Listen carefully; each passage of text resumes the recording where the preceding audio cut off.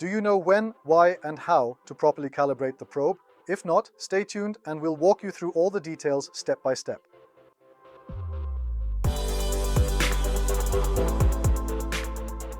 A warm welcome to you all, and I'm looking forward to another exciting episode of Measurement Minutes. Have fun with it. Why do we calibrate a touch probe? On the one hand, when calibrating, values are recorded, calibration data is recorded, which in turn is offset during measurement in order to achieve an exact measurement result. We generally differentiate between a calibration in the X-Y axis and a Z-axis calibration. These are also performed using distinct methods. We will now begin here with the Z-axis calibration. However, it does not matter whether you start with the XY calibration or the Z calibration first. So, it's important to note, before we begin with the Z calibration, we need to ensure we have a properly defined Z surface ready. That means we need a surface where we can confidently determine this right here is our Z0 reference point. You can either establish this by utilizing a gauge block with the assistance of a dial indicator or by scratching it directly onto a workpiece using a milling cutter.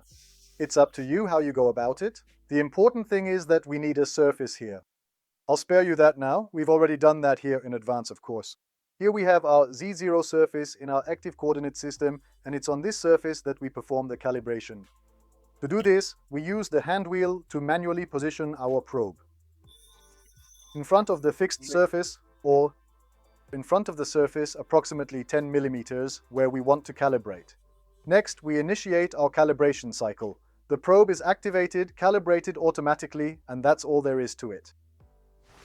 Next, we calibrate our probe in XY. To do this, we have now taken an adjustment ring and attached it to the machine table with the magnet. We carefully position the probe by eye into the rough center region of the calibration ring, or of the adjustment ring. It's really enough by eye, it's not that precise. Next, we start our cycle.